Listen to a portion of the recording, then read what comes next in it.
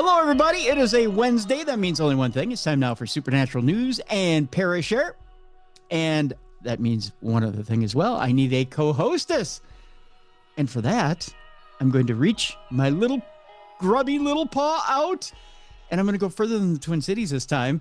I'm going to go across a couple of states. That's right. It's time now for me to put my hand out and for you to perk your ears up for the melodious maven of the Midwest, the mistress of the mittenous mainland of Michigan. Ladies and gentlemen, here she is, back once again, Mallie Fox. Hi, Mallie.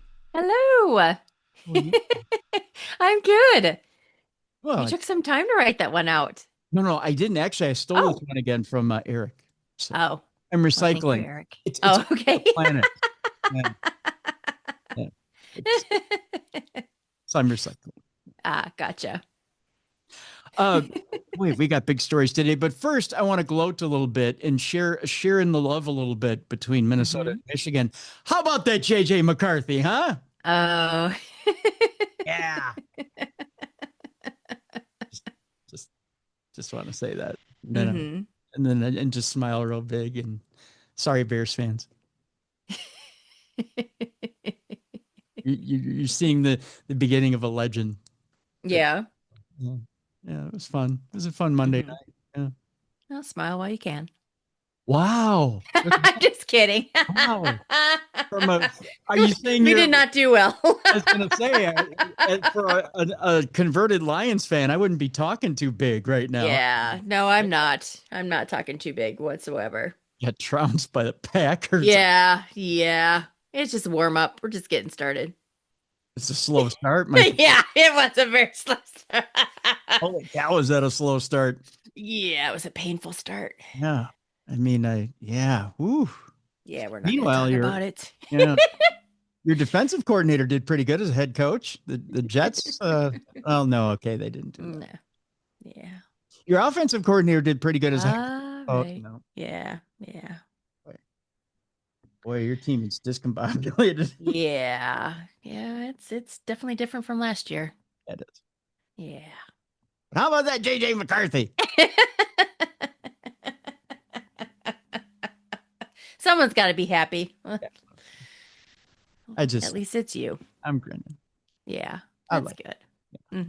I don't know how long it'll last, but hey, I'm happy. I'm hoping it'll last all 17 weeks. But take it while you can get it. That's right. I'll just point out 61-3 for his entire high school and college career. And he started out his pro career 1-0. If he goes 61-3 for the next 64 games of his pro career, I'll be a happy camper. I don't think it'll happen. But if he does, I'll be a happy camper. That would mean that if he won 61 out of his next 64 NFL games, well, he'd go pretty deep in the playoffs. Yep. So I'll take that. Probably deeper than Sam Darnold took us. A hell of a lot deeper than Kirk Cousins ever took us. I'll say this and then we'll move on with news. Okay. There was a point in that game, and I've got it on my phone. This is how impressed I am. Ready for this? Ready for this, Mallie? This is how you know you are a starving Minnesota Vikings fan. Okay. This look right here, Mallie. This is your screensaver? No, but I'm about to make it my screensaver. I just took a picture of this. That look right there. This look right here is the look that I've always wanted to see in a quarterback. You see that look right there? Yes, but what's funny is it's a reflection of my big ass grin right below it. Oh, I'm sorry. Yeah, that's you liking that. That's you liking that right there. You like that? It looks like I'm drooling over the photo. Right. That's you. That's me as Kirk Cousins saying, "You like that, Mallie? You like that?" But do you see that look right there? Yes. All right. Now that look is the look he gave after he put the dagger in the Chicago Bears. That's not a look of him smiling. That's a look of him saying, "I'm going to kill these guys." Right? That look, that's a competitive look. That's a look of a killer. That's the look of a guy who's won a national championship. That's a guy who wants to win Super Bowls. That's my quarterback, Mallie. That's my quarterback right there. See, finally we got a winner in Minnesota. That's all I'm saying. Mm-hmm. Yeah. Well, let's hope he can do it. Oh, I know he can do it. Okay. Yep. It was just that look. Mm-hmm. Not you smiling below him, but it was Right. It was that look. Mm-hmm. That looked like he was going to kill everybody. That look, that it was. I call it the Anakin Skywalker look. That looked like he was going to kill the entire village of children. Right. That look, I was like, yeah. Mm-hmm. Now he's turning to the dark side of the Force. Yeah. Oh, like he's going to pull out the red saber and kill the entire village of Jedi kids. Yeah, now we're doing it. That's what and then I was like, you know what? I have nothing to worry about. Mm-hmm. Kid's going to be all right. I think we're gonna have a franchise quarterback. Oh, good. Yeah, I'm happy.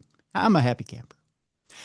All right. Speaking of happy campers, some of the news today may make you happy campers. Some of the news today may scare the hell out of you. I'll preface it with that. Mm-hmm.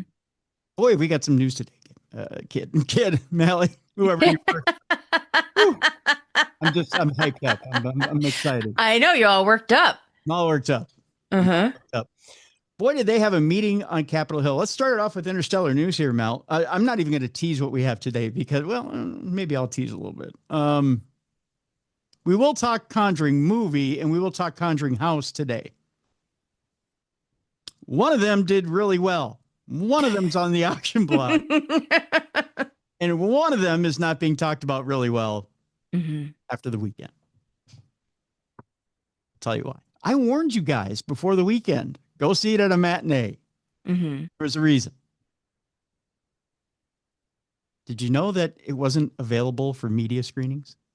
No. There's a reason. Oh. Did you end up seeing it? No. Oh. I knew better. But we'll talk about it on the second half of the program. Also, just for quick teases before we get to the meat of the program here, the Cottingley Fairies, or the pictures of, sold at auction. We'll tell you the surprising price that they sold for. Like I told Mallie before the show, there's some surprising, shocking stories here that maybe 10, 12 years ago would have hit the mainstream news and would have spun your head. Pearl clutching stories. Thank you, Mallie. Pearl clutching stories. This week, mainstream news looks at it and goes, they got better stuff, which shocks me because these are some big stories this week. That's for sure. Russia's Doomsday Radio transmits 2 more mystery messages. We'll tell you what those mystery messages are. And for our palate cleanser for today, we'll tell you about a man who's a little too big for his britches. That's coming up as our palate cleanser for today. But first, Mallie, holy shnikes! Probably one of the biggest stories in interstellar news, one of the biggest stories to hit possibly ever, came out of Capitol Hill today. And I have not seen one iota of mainstream news on it yet this afternoon. It didn't break into programming. There was no news alerts. There wasn't a press conference. Believe it or not, the first iota of it I saw was on TMZ. That tells me our country's in a sad state, or we are just overexposed by Hollywood and by current events that we're tired. Yeah. Which is scary. Incredibly scary. Mm-hmm. Mallie, when I saw this, my jaw hit the floor.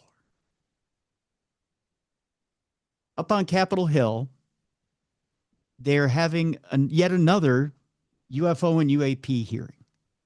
Which you'd say, okay, it's another UFO UAP disclosure hearing, which we're not going to hear anything new out of. Boy, did we get something new. There's a piece of footage that George Knapp and Jeremy Corbell exposed to the world last fall, which people wanted to crap all over and say, well, it may be fake. This is not fake, folks. It got verified by the military today as being real. And we're going to post this in the description of the program, this article, so you can watch this footage. But this is a wild clip that just surfaced from this congressional UAP hearing. It shows a glowing orb. I know you're saying, oh, glowing orb. It's because of the way it's shot and the way that this video is shot. But it is a craft that's moving at high speed over water. I'm sorry, not over water. It's cruising over the Yemen coast. It gets hit by a Hellfire missile. And we're talking a direct hit. And this missile bounces off of it like nothing happened. And it shatters the UAP into 4 pieces. But the UAP keeps flying at the current rate of speed in 4 pieces. So in other words, it hit it, it skips off. It's a direct hit. Mm-hmm. But it doesn't damage the UAP, even though it's in pieces. And it keeps flying. In other words, we can't kill these things. Right. We can't destroy them. Mm-hmm. It didn't explode, which a normal craft would have exploded. Normally, if you hit something with a Hellfire missile, it explodes, like you just said, Mallie. Boom, gone. There was no detonation. It skipped off like it wasn't there. 2, it splintered. What drone? Some idiot in the comments said, oh, it's a drone. What drone splinters when you hit it with a missile? Mm-hmm. So that's stupid. I don't know what idiot said that. It splintered and then kept traveling.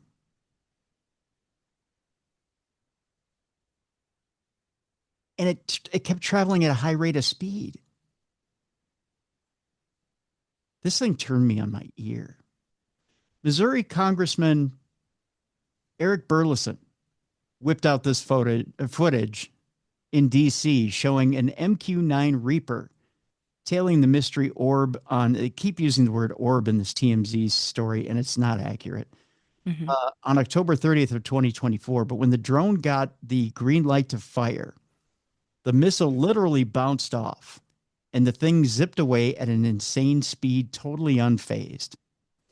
Burleson, a big-time advocate for government transparency on unidentified anomalous phenomena, or UAP, drove the point home. This footage came straight from a whistleblower, and it's now under independent review.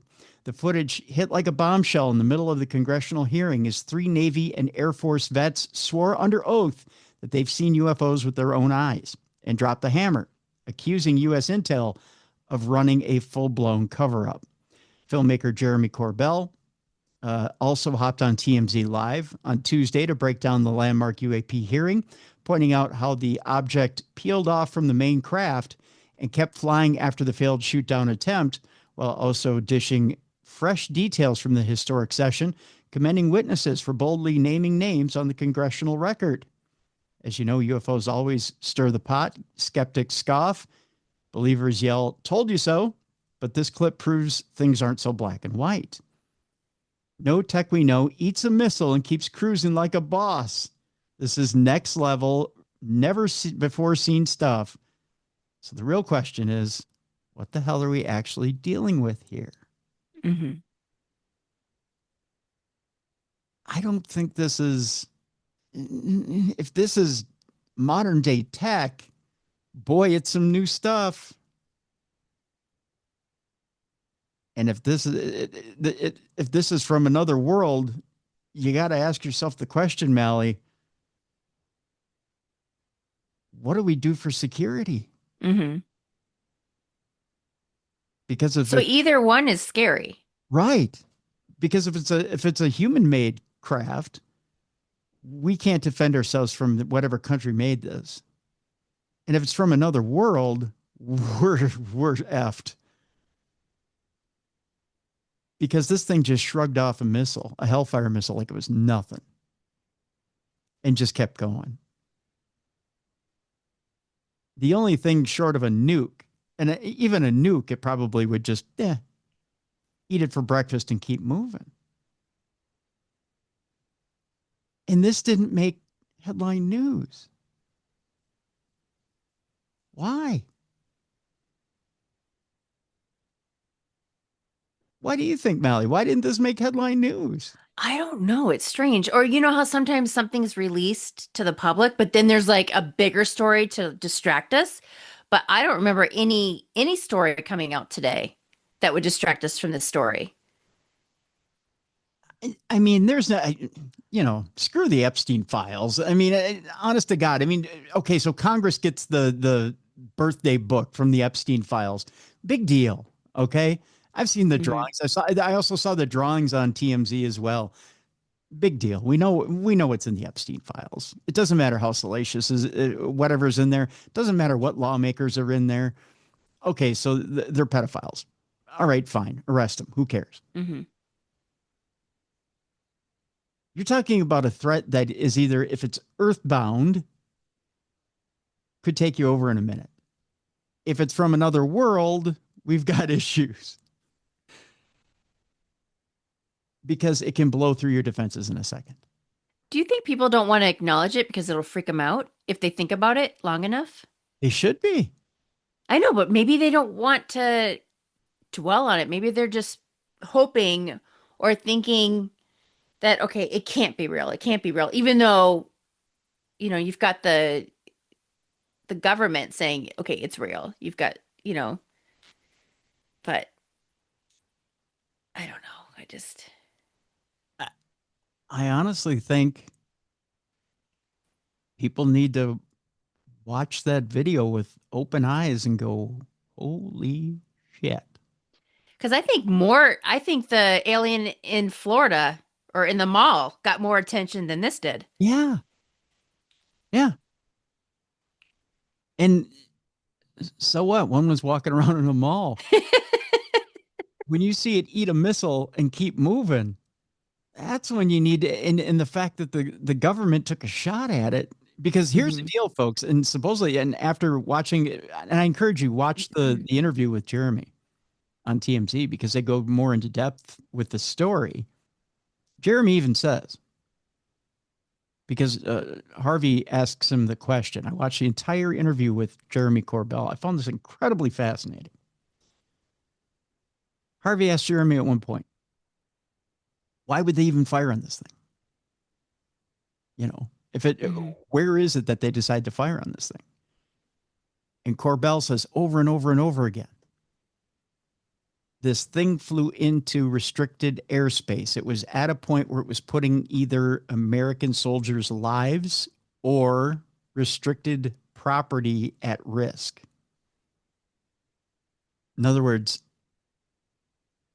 top secret Mm-hmm. property or top secret anything Right. at risk. So this is flying into restricted airspace. It's going to a place where nobody should go. It's going, and it's been given warning. So even though it may not have, it may not be answering a CB radio, or it may not be answering any type of radio. It's been warned that it's going to be shot down. It doesn't care. Mm-hmm. It's going to take the flight pattern it's going to take. So they probably fired a warning shot over its bow. Didn't care. It was still going to go where it's going to go. At that point, it's taken it down. Mm-hmm. ate it for breakfast, kept moving. At that point, it's totally up to that entity or whatever it is that's flying that thing as to what it's going to do. If it wanted to go into our restricted airspace, find whatever target it wanted to hit and blow it to smithereens, it was up to that thing at that point. Now, what if that was a nuclear missile site or silo? Mm-hmm. It could have took out our nukes. What if that was a nuclear power plant? It could have caused a complete meltdown. There's some doomsday scenarios here that you can think of. Mm-hmm. And everyone assumes aliens are love and light and they're here to help us, folks. And I'm here to tell you, I don't think that's a scenario at all. I really don't. Could they get close enough where it looked like where they could tell if it was manned or unmanned? I No, guess you'd say manned or no, unmanned. it looks like two blips, like about this big. Oh, okay. Boom. But whatever that thing is, whatever that craft is, it's a little bigger. It's probably 1.5 times the size of the missile that hits it. But you can see it. They zoom in on it. There's the original size of the video, and then they zoom in so they show you exactly. There's an eerie perspective of this, Mal, where you see the ship flying, and you see the cruise missile skip off the top of it, just boom, almost like it's got a force field around it, but at the same time it got through. Right. As it hits, the impact is such that it splinters it, but it keeps moving at the same time. So it's like, okay, it's almost like it fractured it, right? Right. It's almost like if you were able to break a bone, but still able to walk on it, which is unfathomable. I don't know how you do that, but it did it. It managed to hold everything together and move. I don't know how you do that.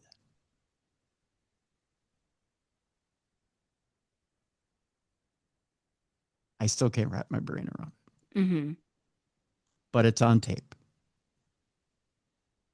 Again, I'll place it in the description of this program so you can watch it. It's a whole new deal. And yet, nobody broke into programming. Yeah, we'll talk politics all day long. We'll break into programming and interrupt whatever your soap opera is for the most ridiculous crap in the world. Yeah. Interesting stuff. Now, as far as these hearings on Capitol Hill, they are entitled Restoring Public Trust Through UAP Transparency and Whistleblower Protection. I don't know that you instilled my trust in anything today. I don't know that I trust anybody after this. Right. But supposedly, Uncle Bob sent me a message yesterday saying that there are 3 videos, count them 3, that will be shown in these hearings that have never been seen before. This was one. There are 2 others that are coming. If this was the first one, I don't know what the other 2 are going to be. Right. But holy cow. Hold on to your socks, folks. This is going to be an interesting round. Now, I told him, I said, color me impressed when they start bringing abductees to these meetings and actually start talking about abductees and, right, how we start really getting down to brass tacks and solving issues, right? But the fact that the government came forward and said, hey, you know what? We fired on these things and it didn't do a thing. Now they're acknowledging that they've gone up against these things. I'm a little impressed. Instead of just sitting there and going, well, we don't know what it is. Why don't you come forward and tell us what it is? Because that's lazy. Now they're saying, no, you know what? We have gone up against it and we don't know what it is. Okay, now I'm impressed. Because now you've shown us footage. Right. Now I'm a little impressed. So that's the bombshell we open with today. That's interesting. Uh, with that in mind, that little thing that's traversing through the universe that they don't know whether it is a visitor or a comet called Three Eye Atlas, which Travis seemed to think is, or he's rooting for a spaceship full of aliens, along with Avi Loeb. I'm convinced it's still a comet. They're calling it an interstellar object, is supposed to pass by Mars in the very near future. An interstellar object thought by some to be an artificial construct will fly past Mars in 1 month's time, Mallie. So it's getting close. Right. We've talked about the mysterious object known as Three Eye Atlas in recent months, a visitor from another solar system that, while officially classed as a comet by scientists, thought by some, including Harvard astrophysicist Avi Loeb, to be a piece of extraterrestrial technology. But they have talked about turning some cameras on it from the Jupiter project to see if it is one or the other. For him and others, getting a close-up look at this object is of critical importance, which is why its upcoming close flyby of Mars could be the opportunity that we've been waiting for. On October 3rd, Three Eye Atlas will pass within 30 million kilometers of Mars, much closer than it will ever get to the Earth, providing a unique chance to take some detailed photographs. To this end, the European Space Agency is preparing to turn the cameras of its Mars orbiters towards the object in the hope that it could capture some useful imagery. We can confirm that we are planning to observe the Three Eye Atlas around the time of its closest approach to Mars, said ESA project scientist Colin Frank Wilson. This is predicted to occur on October 3rd of 2025. On this date, the object will still be approximately 30 million kilometers from Mars. We will attempt to obtain images of the object using the high-resolution stereo camera on board Mars Express. Mars Express sounds like a candy bar, doesn't it? Or, yeah, it does. or a place you'd stop for a slushie. Mm-hmm. And also with the color and stereo surface imaging system aboard TGO. It will certainly be interesting to see what images the orbiters manage to capture. All right, so what if we get double whammied here, Mallie? And they take a picture of this thing, and it turns out it's a spaceship with a bunch of aliens waving like this. At that point, do we crap our pants? What do you think? I'm still thinking about the last story, so bear with me. That's all right. That's all right. I'll tell you what. I'll give you another one here, and then we'll weigh in. Speaking of Mars, Mars has a solid inner core, much like the Earth. So there's Mars is a lot more like Earth than what we thought. We keep talking about, Elon Musk wanting to settle Mars for some reason. New research has solved one of the most long-standing mysteries about the interior of the red planet. Two scientists, Kevin Olson and Myri Reed, have discovered that Mars has an interior structure similar to Earth's. Results from NASA's InSight mission suggest that the red planet has a solid inner core surrounded by a liquid outer core, potentially resolving a long-standing mystery. The findings, which are published in Nature, Nature magazine, not Nature as in nature, you can't just go walk out into the forest and find this stuff, have important implications for our understanding of how Mars evolved. Billions of years ago, the planet may have had a thicker atmosphere that allowed liquid water to flow to the surface, or on the surface, rather. The thicker atmosphere may have been kept in place by a protective magnetic field like the one that the Earth has. However, Mars lacks such a field today. Scientists have wondered whether the loss of this magnetic field led to the red planet losing its atmosphere to space over time and becoming becoming the cold, dry desert that it is today. It's odd as well, A key property of the Earth that its core has a solid center and liquid outer core. It sounds delicious, by the way. I think I skipped dinner. Convection within the liquid layer creates a dynamo, producing the magnetic field. The field deflects charged particles ejected by the sun, preventing them from stripping the Earth's atmosphere away over time and leading to the habitable conditions that we now know and enjoy. From residential magnetization in the crust, we think that Mars did once have a magnetic field, possibly from a core structure similar to that of Earth. However, scientists think that the core must have cooled and stopped moving at some point in its history. Just real quick here, on the surface of Mars, there's a tremendous amount of evidence that liquid water once flowed, suggesting more hospitable conditions in the past. The evidence comes in many forms, including dry lake beds with minerals that formed underwater, or the dramatic valley networks carved by rivers and streams. However, the Martian atmosphere is thin today, and the necessary amount of water is nowhere to be found. It's kind of an interesting theory, you know, and the fact that they're now saying that, you know, through the different experiments they've run and through the different things they're finding with rovers and whatnot, that Mars has that same solid inner core like the Earth. Well, I hope whatever happened to Mars' atmosphere does not happen to ours, since they're thinking that we're similar. They say that it's possible within 1 billion years that Earth will be exactly like Mars, that someday we won't have that atmosphere, that the planet will die, that there's a shelf life. And that someday somebody will fly by and go, oh, there's the Earth. It was, you know, it was full of life one day, you know, in the past, but and no longer. I don't know, you know. Yeah. You know, we tend to think that Earth isn't this living, breathing organism, right? But it really is, you know. It's I think we tend to think of it as this place that just, you know, has these odd things that happen to it, and you know, it has weather systems and all that, and I think we think of it as a house, you know, right?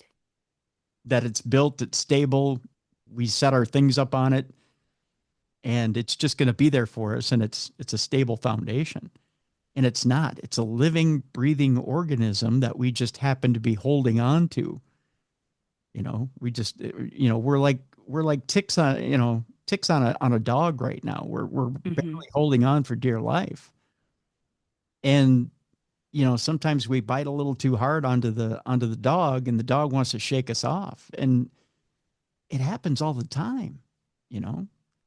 And then we wonder when we get wild weather patterns, or we get, you know, the Earth tries to kick us off, why it's upset, you know?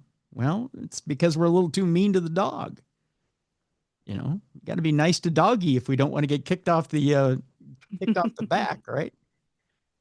It's just the way it is.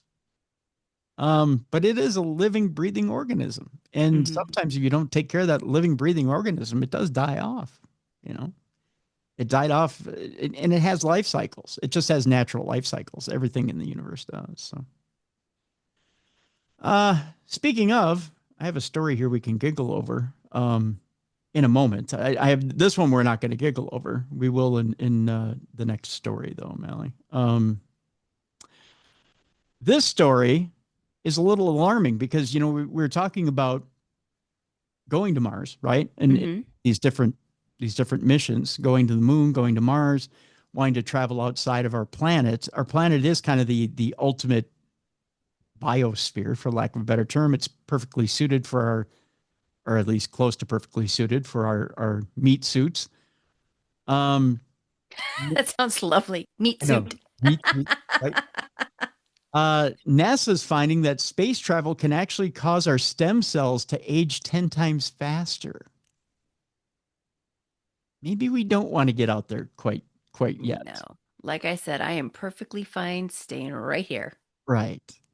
According to new NASA research, being in space can be hazardous to your health in more ways than one. You know, when I was a kid, I always thought it'd be cool to go to space. You know, I always thought the space shuttle was the coolest thing in the world. I really did. But they're saying it would be fair to say that heading to the final frontier is not for the faint of heart, especially for those who value their long-term health. Spending even modest amount of time in space brings with it the risk of developing a whole variety of debilitating health conditions, Previous research into human space travel has revealed that astronauts can suffer from bone density loss, muscle weakening, and shrinkage. No, I'm not looking. Yeah. Uh, as Must be well, cold up there. it's very cold in space. Yeah. As well as vision problems, heart issues, balance problems, sleep disturbances, an increased risk of cancer, and much more. Mm, that's not good. Yeah. As if this wasn't already bad enough, a new study has found that human stem cells can age while up in space up to 10 times faster than they would if the person was on terra firma or Earth. Stem cells are important as they can develop into various other types of tissue and are essential to our body's ability to regenerate and repair damage to tissues and organs. This tissue could lead to all manner of age-related conditions and reduce the lifespan of anyone who spends too long in space. All of this is particularly problematic because in order for humans to travel to Mars, for instance, it will be necessary to spend much longer in space than anyone else has done up until now. Even getting to Mars will take 6 months at the very least. Unless these health concerns can be addressed, it might not be feasible for anyone to spend more than a short period of time in space at any one time. So if it's dangerous to be out there, then why should we be out there? Mm-hmm. Right? Is there any way for us to shorten that trip or protect ourselves during that trip so that we don't damage ourselves? That's the question. Well, the two people that were stuck up there for a while, Yeah. I thought that the lady looked a lot older when she came back. Right. They didn't look healthy when they came back. Mm-hmm. Right. And that may have a lot to do with just the aging of being in space and the fact that it did affect everything, all their systems, not just stem cells, but everything. Mm-hmm. It may have everything to do with the radiation that's up there. You know, Yeah. it's not just Van Allen belt radiation or anything, because you don't necessarily go through a Van Allen belt. You don't necessarily go through that type of radiation, but there's so much different radiation up there that it may just prematurely age you everywhere. Mm-hmm. I mean, it's hard to tell. And how do you protect yourself? You know, Mm-hmm. maybe impossible. And then there's the fact that we may it's space. We probably don't belong up there to begin with. Right. That's probably the deal. We're meant to be here on this Mm-hmm. planet, right? And nowhere else. Our final story before we go to break. The most massive black hole ever seen has potentially been found. That's right. Here's our juvenile story before we go to break. It's the biggest black hole ever, Mallie. Scientists have discovered a black hole that is thought to be more than 36 billion times the mass of our sun. Holy crap. Yep, it could swallow up the sun. Black holes are perhaps the most unnerving of all celestial objects, and especially given that some of them are so large that they could swallow up not only the Earth, but the entire solar system. That's nothing to be proud of. Typical black holes are formed when particularly massive stars collapse, but there are still some others, in particular those that are much, much larger, that remain difficult to explain. Now, scientists have discovered what could potentially be the single most massive black hole in the known universe, an absolute gargantuan monster 36 billion times more massive than the sun. How do you find that one? And then how do you report it to your boss, right? Mm-hmm. You're there at the telescope and you go, whoops, nope. What'd you find over there, George? Nothing. Nope. You don't want to look. Nope. Yeah. You know? It is situated in a particularly large galaxy over 5 billion light years from Earth, this big old black hole. Despite its huge size, this black hole is actually dormant, meaning that it is relatively quiet and isn't actively consuming the matter around it. So it's a big old lazy black hole. Even so, this thing is a behemoth. To put it into perspective, the supermassive black hole at the center of our own galaxy is around 4.15 million solar masses. That's thousands of times less than this giant black hole we're talking about now. Exactly how it came to form and how it got so massive remains unclear. My guess, unhealthy diet, no exercise. Yeah. I don't know any other way. Mm-hmm. All right, we're going to take our break. When we come back, in our AI segment, I don't know how you feel about it. We're going to go a little light in the AI segment because we got a heavy newscast on the back end here. I don't know how you feel about AI in movies, but one company is planning on finishing an old movie and finishing the majority of this movie with AI. Decades after it has been released. Oh, okay. So we'll talk about whether a vision can be finished by AI. We'll talk about that when we come back. We're going to talk again, when we talk about movies, we'll talk about Conjuring. Ladies and gentlemen, it's not good. We'll talk about what the paranormal thought about The Conjuring Last Rites, even though it had a wonderful weekend at the box office. Evidently, the public thinks one thing, but the paranormal thinks another. We'll talk about how the paranormal weighed in after the box office weekend there. The Conjuring house is up for auction. We'll tell you about how you can get a hold of that house on Halloween. That's when it's going up for auction. Also, in the news, some Mormons believe that Bigfoot is the biblical Cain who killed Abel. Okay. We've got that story for you. That's coming up. The Cottingley Fairies photos went up for auction. We'll tell you the surprising price that they went for. That's coming up as well in our newscast today. And we will also tell you about, in our final story today, a man who's a little too big for his britches. That's coming up today. That is our supernatural news and Parashare today on the best in paranormal podcasting. This is Darkness Radio.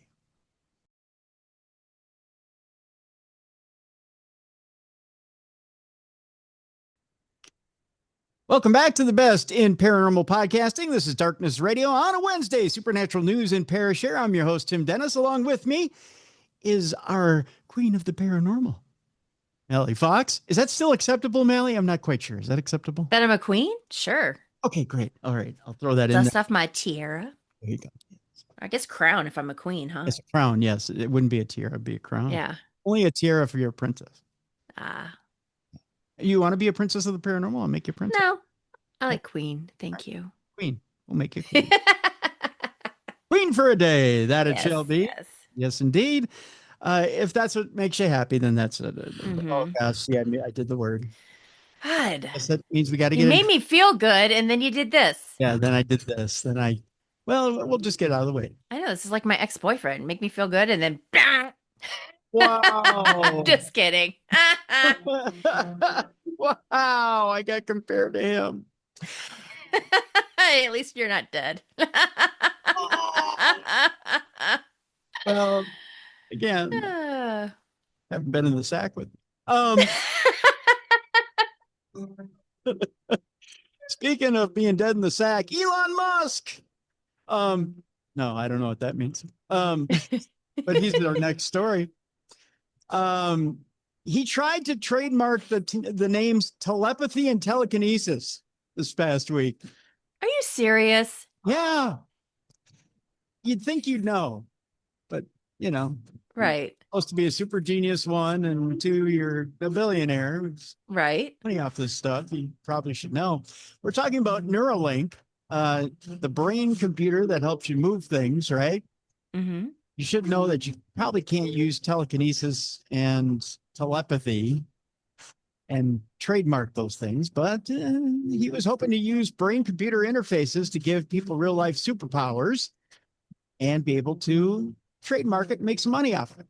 Having previously been described by Musk as an answer to the existential threat of an artificial intelligence surpassing our own capabilities, Neuralink's work in enabling people to control computers using nothing but their own thoughts has certainly raised a few eyebrows in recent years. At a glance, it may seem like an unnecessary exercise in dabbling a bit too far beyond the line that most people are likely to feel comfortable with. Yet it does have the potential to make great strides in improving the lives of those with a variety of debilitating medical conditions, ranging from locked-in syndrome to paralysis. It could also make it possible to enhance the human condition, providing powers that could range from superior vision to the ability to replay memories inside one's head. I don't know that I'd want to do that over and over again. I have some memories that would scare the hell out of not only me, but a lot of other people. Yeah. Yeah. The vision I would like. Yeah, the vision would be As fun. I get older, my vision's getting worse. But Tell me about it. Yeah. I know. I have this one eye that it's given me nothing but trouble for about 10 years. And now I have floaties in my eye that I need to get rid of. It'd be nice to have some cybernetic help with that. To this end, the firm recently attempted to trademark names for some of the powers that will seemingly be obtainable through the use of this technology, mainly telekinesis and telepathy. They wanted to trademark those names or those terms. But as it turned out, another company, Prophetic, had already registered these names first. Oh. So you could register them, but too bad, too slow. Now you know. Right. Right. Owned by computer scientist Wesley Berry, Prophetic aims to pioneer a radical transformation of the human experience. Both Berry and Neuralink filed intent to use applications, which allow businesses and inventors to reserve trademark rights before using the mark in commerce. The U.S. Trademark Office wrote. Berry's application for telepathy was accepted in December of 2024 and for telekinesis in August of 2025. But the trademarks aren't fully registered until he shows that he's actually using them in commerce. Berry has 3 years to do so from acceptance. Otherwise, his applications would be considered abandoned and Neuralink's application would take priority. So there's still a slight chance that Elon could get those trademarks, but chances are not. I wouldn't think that Prophetic would let those go. Right. We'll see. We'll see. Well, maybe for a price. I don't think they'd let those go quickly. Whoever corners this market and is able to do this, sitting on a ton of money. Gotcha. Yeah. I mean, the technology and what you can do with that is endless. Imagine, look, Ma, no hands is an industry. Yeah. I mean, that's a pretty big industry. So, yeah, I would think that that's going to make a ton of money. I mean, the things you could, I was going to say the things you can do with no hands. See, my mind goes in the gutter. All right. Meanwhile, I told you about movies you could finish with AI. Like, if you had one movie that in your mind is unfinished or you could enhance with AI and maybe put another 30, 40 minutes on. Do you have one in your head right now that you think, you know what, I could do better with AI? No, I don't. Not off the top of my head. How about you? As a Star Wars fan, The Last Jedi. Oh. I totally redo that movie with AI. It was, to me, it was horrible. But you know, sorry, Ryan Johnson. But there's a filmmaker out there. Let's just say a film company out there, an Amazon-backed firm, showrunner, led by Edward Sachi, who wants to take Orson Welles' Lost movie and use AI to reconstruct a missing 43 minutes. Here's my problem. I'll tell you in a minute. I cringe when I see this. Edward Saatchi is using film as a test case for how Hollywood can overhaul production. The results won't be commercialized. Tech giant hasn't obtained rights from Warner Brothers or Concord. Since the rise of generative artificial intelligence in 2022, the technology has mostly been plugged into parts of the production pipeline as far as its deployment in Hollywood. Think visual effects, dubbing, and storyboarding. As it stands, it mostly is thought of as a tool to streamline certain processes and cut costs. But others have their sights set on completely overhauling the entertainment industry's use of AI. At the forefront, Showrunner, which plans to reconstruct the destroyed 43 minutes of Orson Welles' The Magnificent Ambersons. Interesting.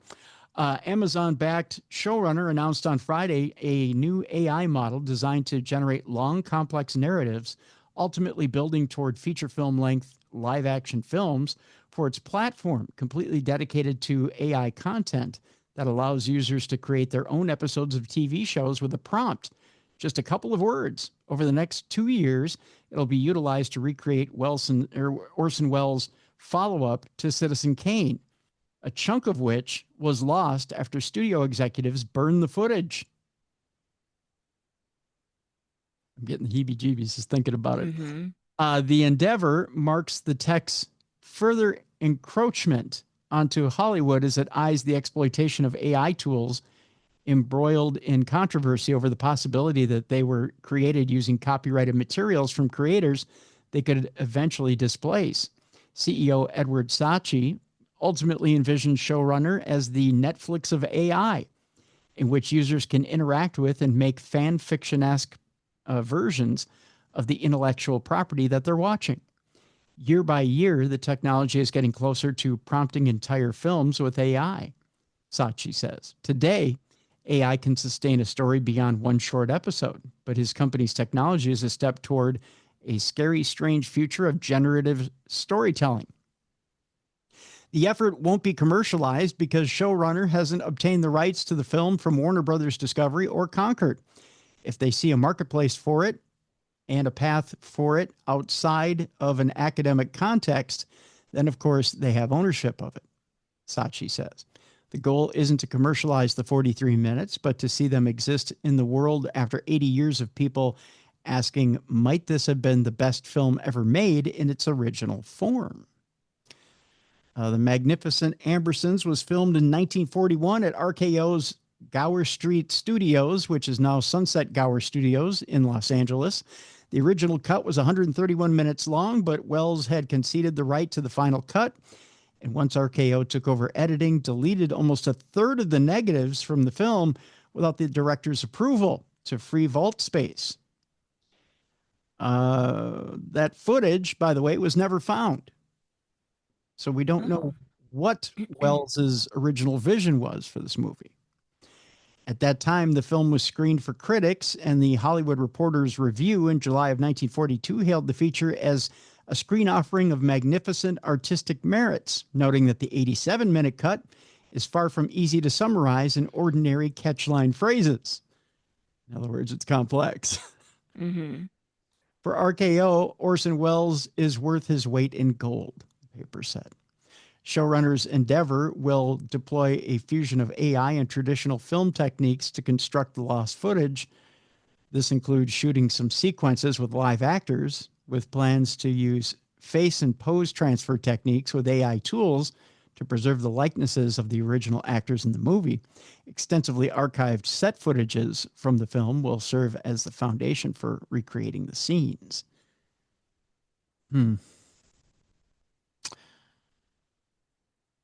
You see what's wrong with this?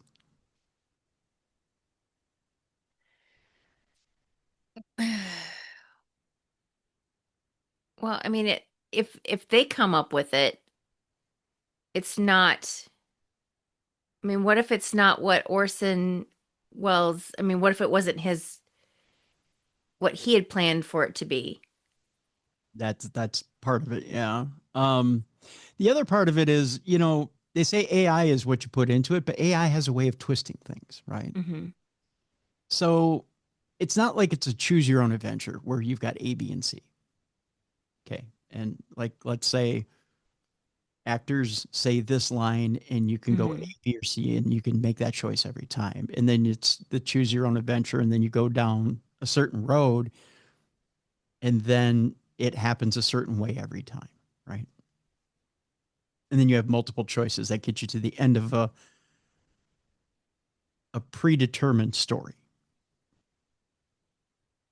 AI will choose a different path for you every time. Mm-hmm. And the further you get away from that path, and it becomes the user who puts in that path, it becomes a different story further away from Orson Welles' vision. And it's not Orson Welles' vision anymore. It's the public's vision of Orson Welles' creation. And that's why it shouldn't be in the public. I mean, you know, it's in that way, it's fan fiction. Yeah. And that's okay. Fan fiction's fine. As long as you label it Orson Welles fan fiction. Right. You know, if it's an Elseworlds or a, you know, or a alternate universe, that's fine. But don't make it, you know, don't make it that world. Don't tell me that this is the logical ending to the story. Like this is, you know, this is the lost 43 minutes. Like this is what Orson Welles would have wanted, or the estate would have wanted. Don't do that.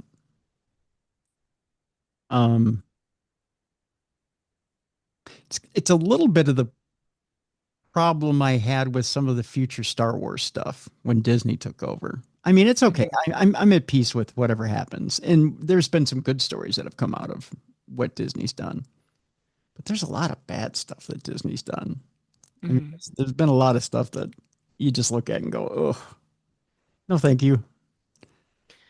Yeah. I find it strange though that the studio destroyed the part of the film for storage space. Oh, it's Isn't that what you said? no. It's not for storage space. It's I think I hit the wrong emphasis on the wrong syllable. It's let me reread that here. It was where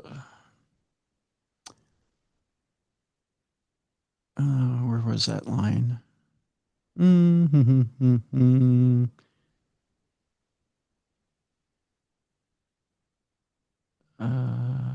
Where was it, Mallie? Where was that line? Essentially, they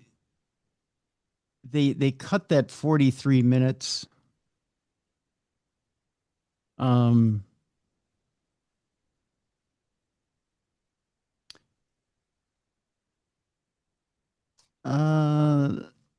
As a streamlined process and to cut costs.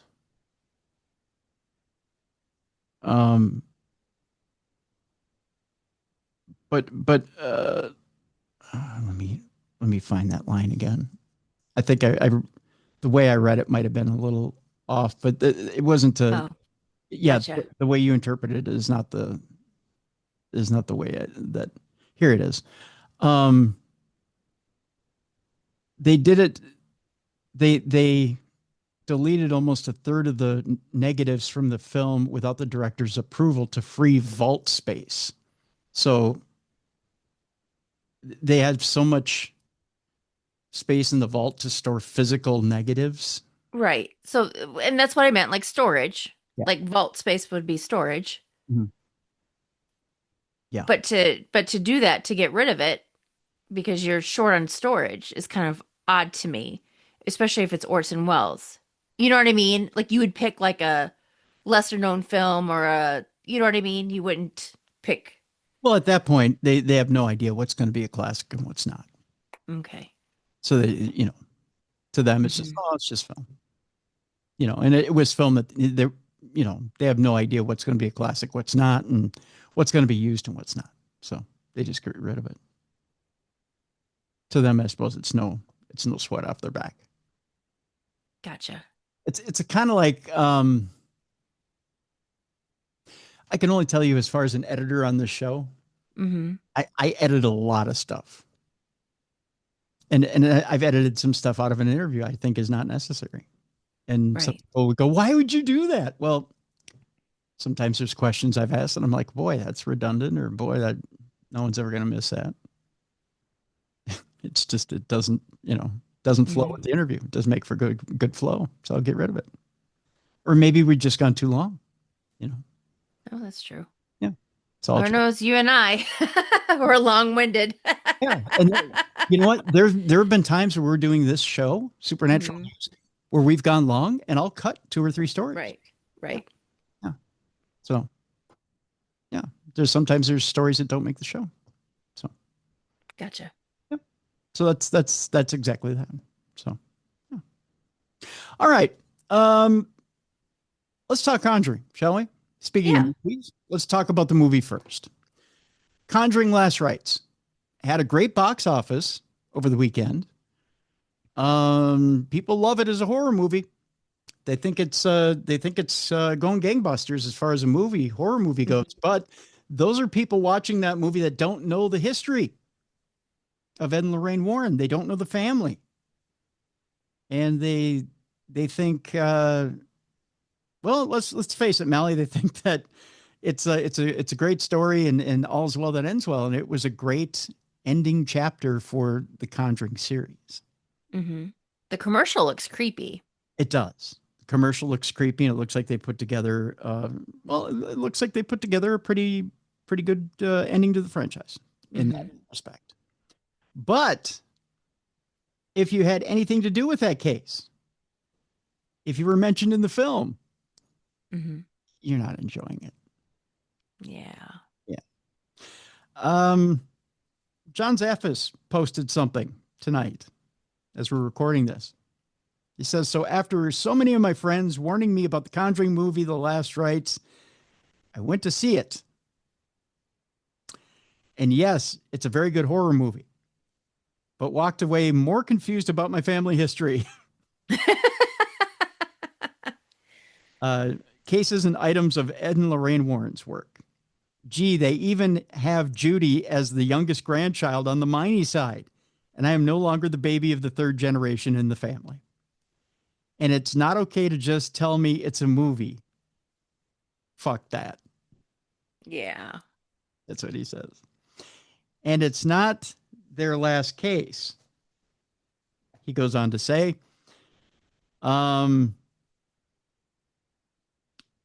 Ed worked on cases up to 2001 when he went down, and Lorraine even longer. So much for legacy and history. Depending on how you look at the Warrens, they will go down in history as the most controversial paranormal couple ever. I know this much, they will always be remembered, that's for sure.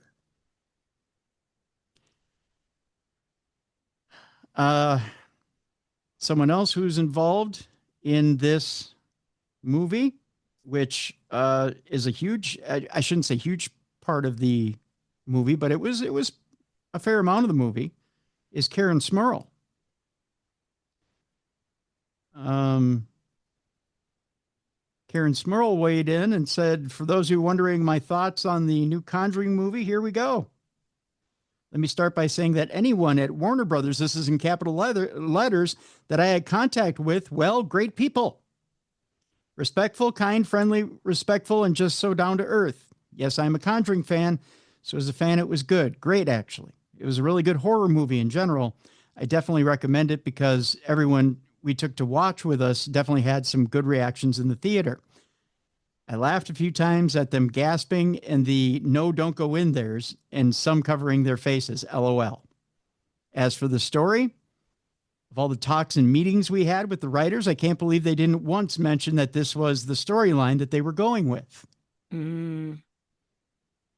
Tony and Judy Spira were not involved, so the fact that they made it all about them was kind of shocking. There's a twist. I know they were trying to tie 2 stories together, but dear Lord, I mean, literally their involvement was non-existent. All right, in all fairness, Tony might have been there a few times. Judy never.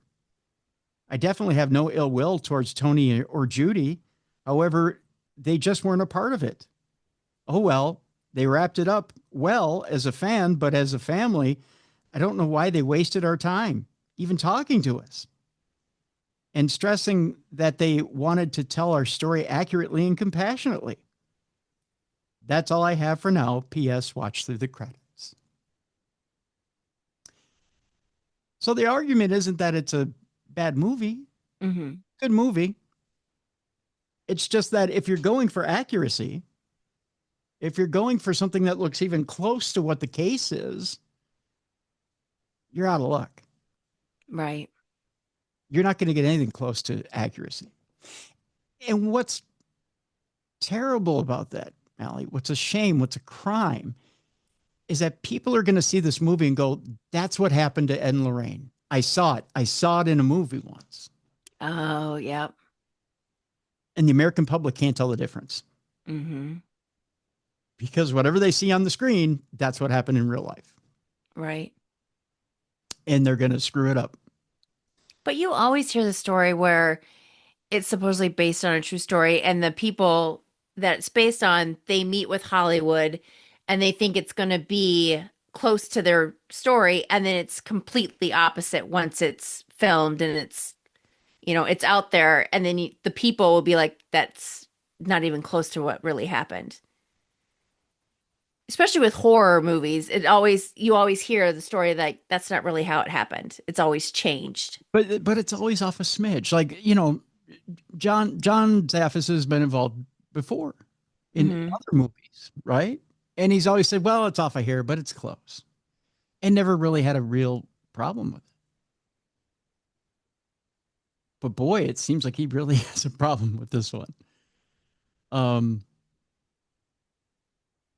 it's when multiple people in the paranormal are coming out and going, boy, did they swing and miss on this. Sure, it's a good movie, but boy, did they swing and miss. They could have gotten at least some of the details right, right?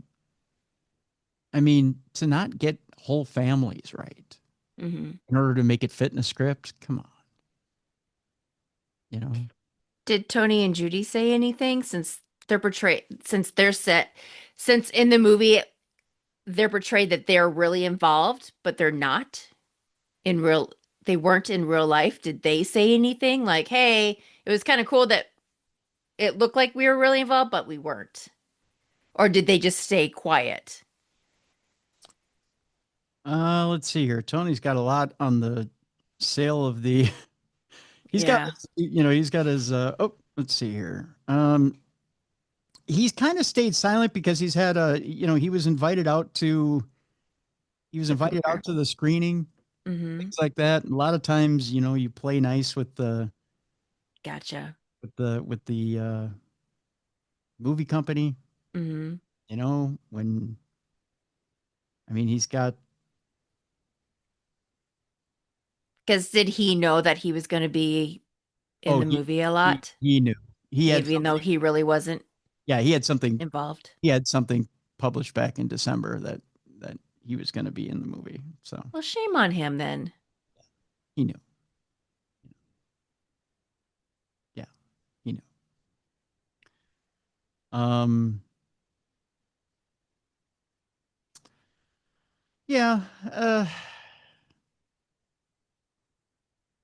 I, I, you know, I don't, I don't besmirch Tony or Judy for knowing that the movie was going to center around him. It is what it is. But once you sell a story to Hollywood, it's out of your hands. They're going to shape it however they want. But I think you could be a little more vocal about, that's not how I want my family portrayed. Could you do something to change this or this or this? And if it's not the way that your family's portrayed, then maybe be a little vocal about it online. Maybe Tony should be saying something online instead of just Right. acquiescing and not saying anything. But maybe he's got to deal with the movie companies that to take Lorraine's stories and Ed and Lorraine's stories and develop them further for more stuff. So maybe So I'm wondering, oops, sorry. Oh, Didn't so mean to maybe cut you off. no, that's fine. So maybe he's being quiet and not saying anything in the hopes that he can continue to develop those stories. So I'm sorry. Go ahead. Well, no, I was just curious if he gave, I mean, I don't know what his relationship is or how his relationship is with Zaphis, but I mean, I'm wondering if he gave him a heads up. I mean, if he knew that he was going to be in the movie a lot, I'm wondering if he gave Zaphis a call and said, "Hey, you know, this is how it's going to go down." Mm, mm. You don't I think don't so? think there's too much permission thrown around. No. Mm-mm. Mm. No, because the minute you say based on a true story, there's implied permission. Well, no, I'm not saying permission from Zaphis. I'm just saying giving Zaphis a heads up, like, "Hey, it's not going to be portrayed the accurate way." Just a heads up as a family member. I don't even think that much was run through Tony or Judy. Mm. I think they probably just gave him cliff notes as to, well, if you want to come visit the set one day, you can. There's not a lot that's run past the family once they write a script. And if they did that, if they were that caring with the family and sat down and ran everything through them and made sure they were happy with it, I mean, it would take forever to make a movie. And they really get that stuff out quick and get it made. So I don't think that they were that concerned about the families, about what they thought. So if they did care, they would have got the genealogy right. Yeah, well, that's true too. Yeah. So, but the Conjuring house may be available for you if the price is right and if you have enough, let's say, treats in your trick or treat bag. Mm-hmm. The news came out here recently that the Rhode Island farmhouse, made famous by the supernatural blockbuster The Conjuring, has been listed for auction on none other than Halloween. The antique homestead in the rural town of Burrillville has been listed on the auctioneer website J.J. Manning Auctioneers under a mortgagee's foreclosure auction, which is typically a public sale where a lender sells a property because a borrower has defaulted on their mortgage payments. This antique farmhouse that has become famous for historical paranormal sightings and activity, auctioneers wrote in the listing. The auction, which was confirmed by town officials on Friday, is scheduled on the website for October 31st, which is also Halloween. The date is fitting for the home, which has become a draw for paranormal enthusiasts from around the world. The property, which includes 8.5 acres of land, that's a hefty size lot there for you, was the last sold in 2022 to Balefire LLC for $1.5 million, according to land records. The company is controlled by Jacqueline Nunez, a self-described medium who has faced a litany of issues in the town over the past year and in the paranormal community as well. Yeah. You think she hasn't? Go talk to Jay Haas. Yeah. He'll tell you about half of them alone. Mm-hmm. Or go see his YouTube. You can go see half of the videos there about the Conjuring house. After purchasing the property, Nunez transformed it into a tourist attraction where people could come visit the property, explore for spirits, and even stay overnight for a price. But problems started bubbling up last August when Target 12, which is a news story, first reported that Nunez fired her employee after she said the spirit of the farmhouse's 19th century owner, John Arnold, told her the manager had been stealing. Probably not a good way to get off on the right foot with your employees. Mm-hmm. The firing spurred a legal fight over back pay and resulted in other former workers coming forward, alleging that they had also faced issues working for Nunez. Burrillville officials then revoked Nunez's entertainment license last November, saying there were issues with the property, along with her application with the town and her interactions with local police. Nunez, however, refused to cancel trips to the property that had already been scheduled, which ultimately left many visitors in a lurch and scrambling to recoup funds after spending hundreds and sometimes thousands of dollars to visit that property. Nunez has also had personal disputes, as we mentioned, with other people from the paranormal community, including Ghost Hunters TV star Jason Hawes, who ended up filing a police report alleging Nunez was harassing him and his family. Surprisingly, Nunez was not immediately reached for comment on Friday evening, about the auction. Now, uh, Andrea Perrin did comment online about the auction. Mm-hmm. And she says, interestingly enough, in a message on behalf of the Perrin family, she says, our phones have exploded, utterly inundated with questions. I will attempt to answer the most pertinent of them, and I hope everyone finds this satisfactory. Drama and negative energy is anathema for me while I continue to battle cancer. So I will keep my comments short and sweet. We are thrilled to see the farm go into foreclosure. The only hope left for its future. The bank will protect its assets of its magic and charm. I know personally who I want to purchase the farm, and no, I'm not telling you who it is. I see the farm as having a destiny, and I truly believe it is time to close this ugly chapter and begin the next one filled with promise. It will require steady, loving hands and more than its fair share of restoration. Emotional maturity is a must. With a keen mind and full heart, I know just the right man, and if I can convince him to take this leap of faith, all will be right with my heart. And she says, heart God, save the farm, hashtag. Hashtag save the farm. Who knows? Perhaps the entire paranormal community will come together and help me manifest its destiny. Stranger things have happened. With that being said, I'm going to throw out who I believe will probably come forward and scoop it up. And it's not going to be a surprise. Okay. First of all, Mallie, I want to know who you think is going to scoop it up. Well, everyone keeps saying Zach or Matt Rife because Matt just bought the other home. Mm-hmm. And Zach, I mean, what he only owns the museum. He doesn't, Right. oh, wait, he owns that other home though. Well, The, he bought the one in the, Indiana, but he bought it but he to tore that down. But then he has the home that the owners were killed by the Manson family. right. Yeah. So he still owns that. But I mean, he has the finances to purchase it. So I'm trying to think who else would be. I mean, those are the two names that keep getting thrown around. Which I think are pie in the sky and wishful thinking. Right. Um, I don't know. Who do you think? I'll give you the outsider's chance. Uh-huh. I'll give you the realistic chance Okay.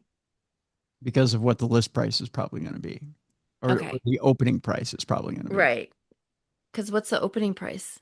Oh, I don't know. They didn't list. Oh, gotcha. Um, but my guess is the opening price is probably going to be if it was bought for what 1.5, Uh-huh.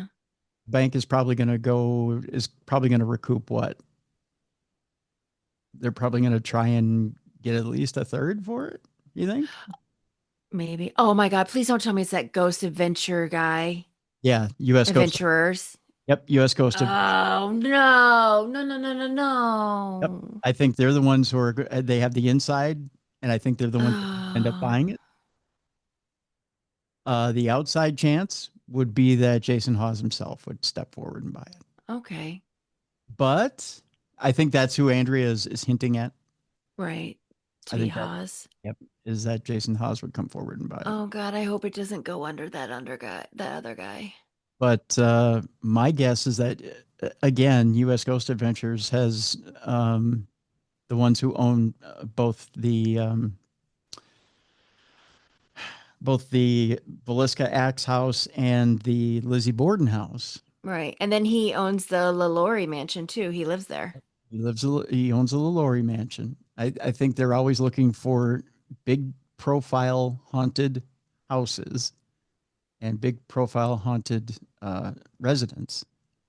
I think he's just looking for another one of these to open up, and they're rare. Yeah. But this one Oh is open, God. and it's available, and I think it's going to be hard for anyone to get it out of his grasp. I think he's coming with a sack of cash. So, Son of a biscuit. yep, Because with an auction, you have to have the money right then and there. that's right, and he does. Fudge. So whoever wants to buy it better have a sack of cash and be ready to go. You got a month, a little over a month. A little over a month to get your stuff together and go get the Conjuring house. Because Oh, I would lay even money. I'd even lay a month's salary on the fact that I think that U.S. Ghost Adventures is after this and is going to get it. I don't think it's any surprise. Oh man. I don't think it's any shock. I just don't like the idea that they're buying, these iconic haunted places that they're scooping up. I mean, they have every right to, but it just sucks that they are. It's like becoming a monopoly. Well, and that's the thing.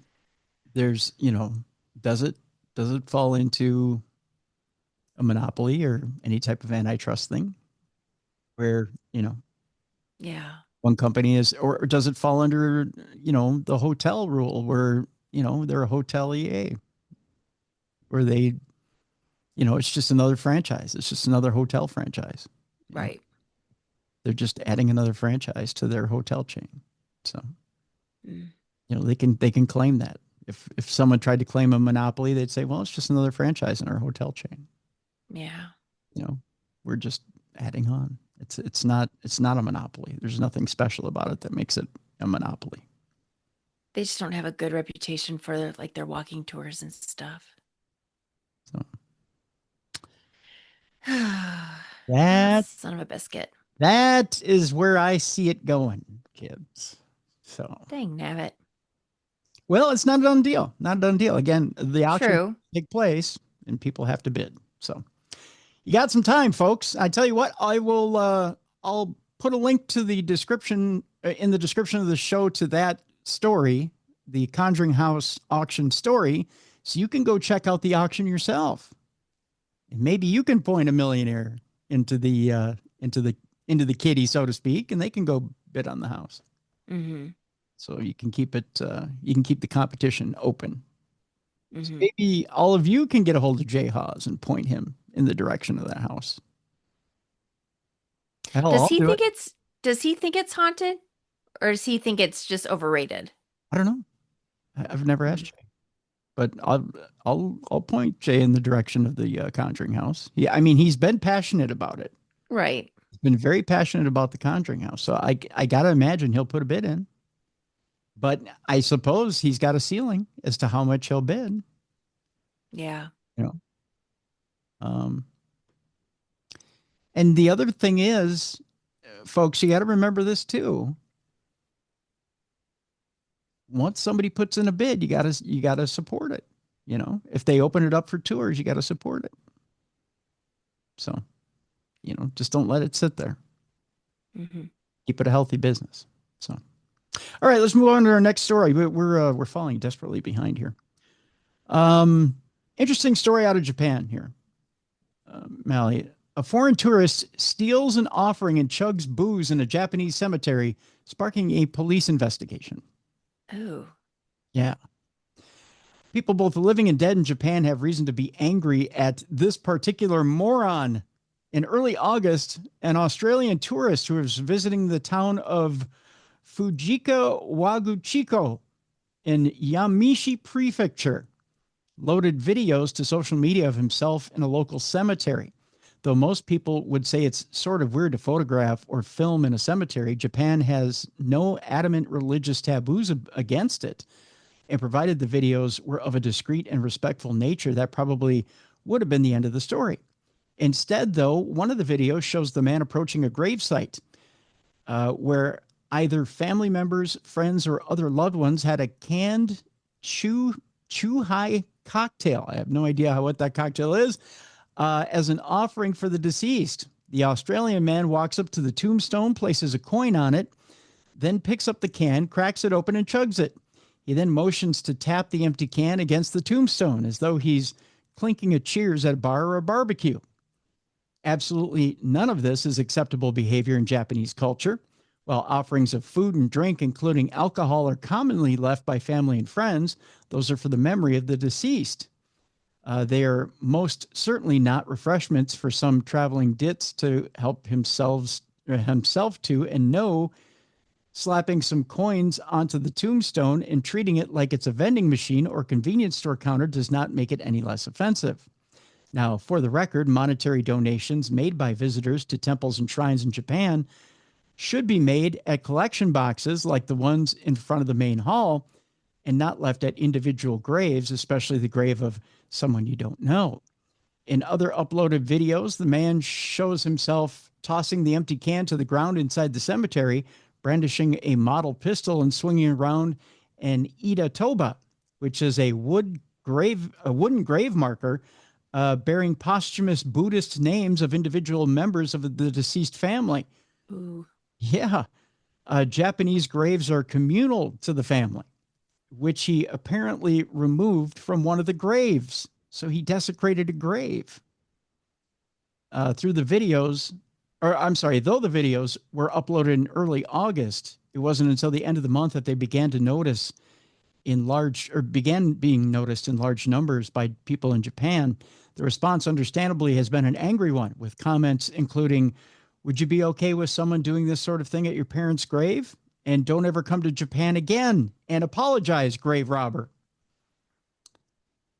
The article says, as it's been discussed before, it can sometimes be hard for foreign visitors to firmly grasp Japan's attitudes on religion. And unlike Christianity or Islam, there's no practice of ordinary people attending weekly or daily organized prayer sessions. Even compared to other Buddhist cultures, Japan's take on the faith involves less formalized ritual or rigid protocol, and Shinto has little, if any, hardline dogma. None of that, though, means that Japan is cool with people of any nationality being flippant or disrespectful towards its religious traditions, especially those involving preserving the memories of loved ones. And really, this is one of those cases where having even an ounce of common decency or respect for anyone other than oneself should be more to trigger some self-restraint. But apparently the tourists lacked even those modest quantities of mental and empathetic capability. Kind of just a disgusting and even kind of a story that'll get you angry. That's for sure. Yeah, very. Yeah. We had told you earlier that the full set of Cottingley Fairies pictures went on sale at auction. And surprisingly, they fetched a very low amount of money, Mallie. A complete set of the world-famous Cottingley Fairies photographs. These are the originals. These aren't copies. Including the one the creator maintained was real, have sold at auction. And they sold for only £3,100. That's around $3,000. Right. Yeah. The 5 images were taken between 1917 and 1920 by 16-year-old Elsie Wright and her 9-year-old cousin, Frances Griffiths, in the village of Cottingley, near Bingley in Yorkshire. The hoax fooled many, including Sherlock Holmes author Sir Arthur Conan Doyle, who was so convinced of their authenticity that he published them in a national magazine in 1920. Despite admitting 4 of the images were faked in 1983, Francis always maintained that the final photograph of that set was genuine. Which, if you maintain 4 of them were fake, why would the 5th one be genuine? Right. But she admitted that. James Laverick from John Taylor's auction house in, I believe it is Louth or Louth, Lincolnshire, said there have been some speculation that the 5th photo may have been due to a double exposure on the same negative. That's why she might not have been aware of the second exposure and that it occurred. And that's why she believed that it was a genuine photo of fairies. Or maybe fairies do exist, he joked. The girls later admitted that they used colored paper cutouts and hat pins to stage their scenes near the stream at the end of Elsie's garden. The collection was sent to the auction house in Louth by a family from Devon who realized that the images were, or what the images were, after seeing them featured on the BBC Antiques Roadshow. In July, 2 prints of the fairy photographs fetched £2,600 when they were auctioned off. So prints of the photographs got £2,600. Mm-hmm. The real thing got 3,100. Right. It's I bizarre. thought it would at least get more, double, at least double than that. Yeah, yeah. Mr. Laverick added, nobody knows how many were produced. They occasionally come up at auction, but they're very rare, almost as most have been destroyed. Okay, they're very rare, but 3,100 pounds. Yeah. Yeah. Bizarre. I find that bizarre. That again, so little money for such Right. a rare artifact in the paranormal. Right. Yeah. Bizarre. Our next story has to do with a teenage God's influencer who became the first millennial saint. A boy who has collated stories of miracles on his website has been canonized years after his death at just the age of 15. Carlo Acutis, a young gamer and web designer who documented many alleged miracles on his website as a way to spread Catholic teachings, sadly died of leukemia in 2006 at the age of 15. In the years that followed, Pope Francis attributed 2 miracles to the teenager, enough for him to be canonized as a saint. The first miracle he did the day of his funeral, the boy's mother said. A woman with breast cancer prayed for Carlo, and she had to start chemotherapy, and the cancer disappeared completely. Carlo's canonization had been scheduled to take place back in April, but ended up being postponed due to the Pope's death. More than 1 million people were thought to have made the pilgrimage to the town of Assisi in Italy, where the young boy's body lay preserved in wax. Despite the recognition, however, Carlo was not particularly devout during his short life. He used to play Super Mario video games on the old Nintendo consoles. And I've always loved video games, said Diego Sarkeesian, a young Catholic who had traveled to the canonization earlier this year, only to find himself attending the Pope's funeral instead. The fact that you can think of a saint doing the same things as you, wearing jeans, it feels so much closer than what other saints have felt in the past, Sarkeesian went on to say. Hmm. It's kind of interesting, the millennial saint. Mm-hmm. I don't know, I'm never getting canonized, so I don't think anybody could relate to me. But, Nor am I, so yeah, so far from it. Too bad, so sad, kids. But Yeah. I don't know if you caught this on the news last week, Mallie, but did you catch the clip of Vladimir Putin and President Xi of China getting caught in a hot mic talking about immortality? Yes. All right. We've got a bit of a story about that. I thought it was an interesting moment, but they were discussing achieving immortality in a candid hot mic moment. We're not talking about being remembered immortally. We're talking about actual immortality, like the two of them talking about gene swapping or talking about gene therapy. The Russian and Chinese leaders had a brief discussion about ways to live forever at their recent meeting. Have you ever wondered what sort of things that leaders such as Russian President Vladimir Putin and Chinese President Xi Jinping actually talk about when they're not discussing politics? Well, notable conversation between them was picked up on a hot mic when they were walking with North Korean leader Kim Jong-un at an event in Beijing last week. Now they say at 70, you're only a child, Xi told Putin through a translator. Using biotechnology, Putin replied, it will soon be possible to transplant human organs continuously, grow younger with age, and perhaps even achieve immortality.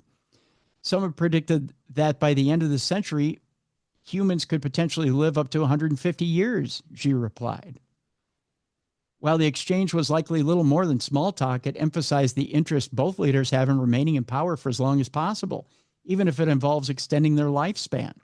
While it is unlikely that either of them will have access to such technology anytime soon, what they said does have merit. It will likely be possible to live for longer in the future. Of course, access to such therapies will likely only be reserved for the rich and powerful. Leaders like Putin and Xi will almost certainly be at the top of that list. I thought it was freaky to see the two of them talking about we'll just keep swapping out organs until we're 150. I thought, wait a minute, if you're talking about it, that means you must have access to it. Right. Bizarre stuff.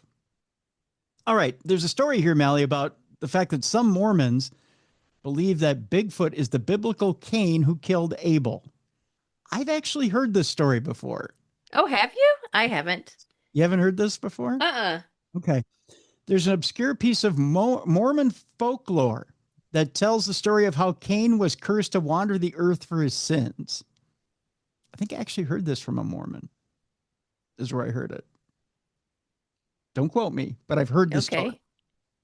A number of possible explanations for the Bigfoot legend have been put forward over the years, ranging from mistaken identity to alien visitors. But one origin story that is perhaps not as well known is that found in the writings of the Church of Jesus Christ of Latter-day Saints, or the Mormons. Back in the 19th century, it was written in Mormon, I can't say Mormon for some reason, I want to say Mormon. In Mormon folklore that the biblical, I can't talk today, that the biblical figure Cain, who killed his brother Abel, was cursed to wander the earth as punishment for the deed. Furthermore, these writings allege Cain and Bigfoot are in fact one and the same. It's an interesting theory.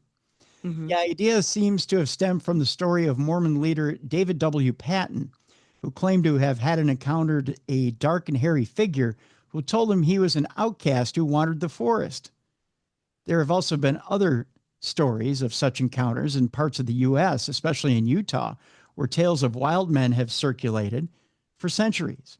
While this idea isn't actually part of the official Mormon teachings, it remains an intriguing piece of forgotten folklore that might even help explain the origins of the Bigfoot phenomena. Yeah, I had heard it from somebody that there was a belief that Bigfoot was actually Cain. Okay. Yeah, I don't remember who told me, but it was really, really interesting. I found it fascinating. Mm-hmm. But I was like, there's no way. Right. I mean, he'd still be carrying a slingshot, right? Yeah. You think? I don't know. I mean, at least I think so. Right. Mm-hmm. All right. Russia's doomsday radio is transmitted 2 more mystery messages. Somewhere in Russia, an enigmatic signal has been broadcasting for reasons that still remain unclear. The mysterious shortwave radio station, which is known as UVB-76, but also sometimes known as the buzzer. Thank you, comrades, for listening to the buzzer. Mm-hmm. I can just imagine a Russian puker DJ being on it. Hello, everybody. Welcome to the buzzer. Has been broadcasting a signal from somewhere within Russia for several decades. Its indeterminate purpose, coupled with the strange and disjointed nature of its broadcast, has earned it something of a reputation among radio enthusiasts around the world. Ardent listeners have managed to pick up all manner of strange sounds from the station, ranging from hums and buzzes to clips of cartoon characters, disjointed sentences, numbers being recited by a synthetic voice, and other seemingly random words, phrases, and sounds.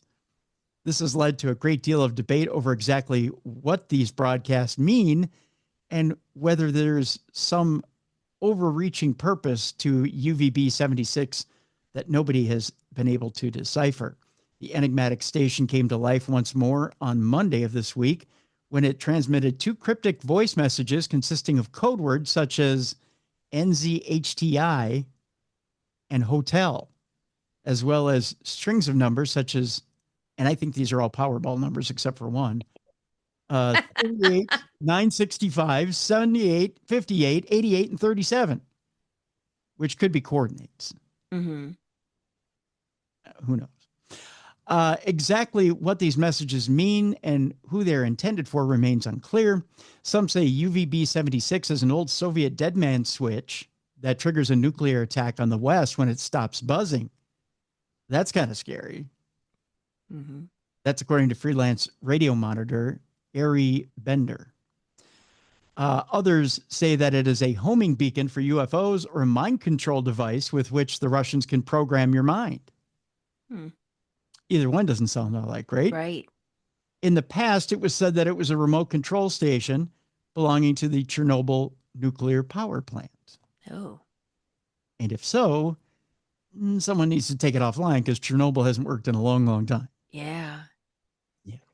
Unless it's a ghost. It's a ghost station. Mm-hmm. And there's no fingers to work it, to turn it off. That's for sure. There's a mystery fog out there that was sprayed on U.S. cities in 1950. And it's being linked to a secret army project. This is one of those black projects that nobody has ever told us about until now. 70 years ago, neighborhoods in several big U.S. cities were sprayed with a mysterious chemical compound, and it's now just coming to light. The experiment, which took place in parts of St. Louis, Missouri, and Fort Wayne, Indiana, as well as in several other cities in both the U.S. and Canada, created a thick, foul-smelling chemical fog that residents reported had stuck to their skin, coated roads and rooftops, and have made children sick. The purpose of the experiment was to study how two chemical weapons might spread through Soviet cities during the Cold War. And while the chemicals used were supposed to be harmless, it turned out that this was definitely not the case. The spray contained zinc cadmium sulfide, a powder known to cause cancer. Oh. So the government gave our citizens cancer. Yeah, that's not good. The Army had maintained that the amounts used were low enough not to cause any harm, but a key report detailing the health risks from the experiment later went missing, leaving doubts over whether the Army was aware that what they were doing was harmful to local residents. In later years, people who had actually lived in these areas at the time would come forward to tell how they and their family members had suffered from a disproportionate number of health complications, in particular from various different types of cancers and respiratory diseases. They didn't ask our permission, said former Pruitt Igoe resident Cecil Hughes. We didn't ask for them to spray us. My government used me like I was a guinea pig. Another former resident, James Caldwell, described suffering from a rare form of lymphoma. You couldn't even see through it. It was that thick, and it would adhere to our skin, he recalled. And as far as the guys on top of the buildings, well, they tried to portray them as maintenance workers. But what are the maintenance workers doing in hazmat suits? Yeah. Oh. That's a good question. They also said they had masks and goggles. Sadly, however, despite official admissions that the spraying took place, no definitive case has ever been brought against those responsible to the harm or for the harm that they caused. Oh, that is just not only sad, but creepy. Yeah. But, yeah. I mean, why test it on your own population? Right. You know? Speaking of sad and creepy, we'll go to the Las Vegas desert where there's a mystery compiling as literally as 70 piles of human ashes are found outside of Las Vegas. An investigation has been launched after piles of ash and bone fragments were found out in the desert. A gruesome mystery unfolded last week after approximately 70 piles of cremated human remains were discovered scattered around an area of remote desert near Las Vegas. The alarm was raised when an anonymous individual reported the find to TV station 8 News Now. The remains included bone fragments and ash, which were either deposited in piles or strewn around the area. Some of the residue was even found in bushes and on cacti. Fragments of zip ties and broken pieces of urns were also found. It is thought that the remains had been there for quite some time, as there was evidence of weathering. The Bureau of Land Management has since opened an investigation and an attempt to determine how the remains had ended up at this remote, unremarkable location in such large quantities. An analysis has indicated that the remains had been professionally cremated, suggesting that a funeral home might have tried to dispose them by dumping them out in the desert. How they managed to do that without being found out remains unclear. The presence of zip ties is also particularly odd. Investigations remain ongoing. It kind of reminds me a little bit of, did you see that Morticians series on HBO? No, but it's on my list to watch. I've seen one out of the 3 episodes. I need to finish it, but the first episode will chill you to your core. Mm-hmm. Yeah, it is interesting. But the zip ties is a weird thing. I mean, yeah, why do you need zip ties if you have urns and ashes? Yeah. That's weird. Yeah, that's definitely weird. Just a couple of stories, and then we're out of here for the day. Scientists discover a way to generate electricity from ice. Oh. In our neck of the woods, you could always use that, especially to charge your phone. Mm-hmm. Yeah. Thanks to a remarkable breakthrough, again, one day it might be possible to use ice to charge up your phone. It could be the middle of winter, Mal. You may need a charge real quick on your phone. Just step outside. The discovery, which was spearheaded by the Institute of Nanoscience of Barcelona, concerns the phenomena of flexoelectricity. Remember that term. Okay. Which is where ordinary ice can generate electricity when it is subjected to mechanical deformation. Under certain extreme cold environments, electric polarization builds up on the ice's surface. This, in fact, may help to explain how charge accumulates in thunderstorm clouds. In practical terms, scientists were able to produce a measurable electrical charge in a lab when ice slabs were gently bent between two metal plates. In the future, the electromechanical capabilities of ice could make it a viable electricity source in certain situations, in particular in polar regions where ice is abundant. The technology might also have applications both in space and on other planets. So there you go. Mm-hmm. Just bend a little ice between metal plates. Okay. So not an ice cube. It has to be bigger surface. Yeah. Yeah, you can't rub two like, ice cubes together and get yourself some. Can't just reach in the freezer. That's right. That's right. Do you consider killer whales cute or deadly? Well, I know they're deadly, but they are cute, though. They're kind of cute, yeah. Some crews were left stranded as orcas attack more boats off the coast of Spain. I don't know why they're getting mean over in Spain, but the attacks are the latest in a long series of incidents involving killer whales over the last few years. The seaborne mammals were first observed deliberately ramming boats back in 2020. And since then, it seems to have spread far and wide, with prominent incidents being reported last year in the waters off of Spain and Portugal. Experts believe that this behavior may have started with an adult female named White Gladys, who sounds like White Gladys, who sounds like she probably spikes your candy bars at Halloween, who survived some sort of traumatic event, such as being injured by a collision with a boat. Young orcas then started copying her, and then the trend spread among the population. So White Gladys started it all. Oh. While it had seemed as though the phenomena had died down recently, reports from Spain indicate that the killer whales are at it again, this time tearing the rudder off a German sailboat and then repeatedly ramming it while it was being towed back to safety by the authorities. There are also several other reports of similar recent attacks in the region. The truth is we were frightened. In fact, we completely freaked out when we realized the orcas were hitting the boat, said Valentin Otero, who's the owner of the boat that had to be towed. Previously, leading marine biologist Alex Zerbini of the International Whaling Commission had stated that the most likely explanation for the ongoing attacks is that the young orcas may simply be mimicking the behavior as a form of cultural tradition. So just because, it's like Thanksgiving, it's time to go ram a boat. Mm-hmm. It's weird behavior. Essentially, ramming into boats has become something of a fad for them, like a Tamagotchi. Mm-hmm. Thanks a lot, Gladys. Yeah, thanks, White Gladys. You couldn't find anything better to do. And finally, our palate cleanser for today is about a man who's too big for his britches. As a matter of fact, he's the world's tallest ever man.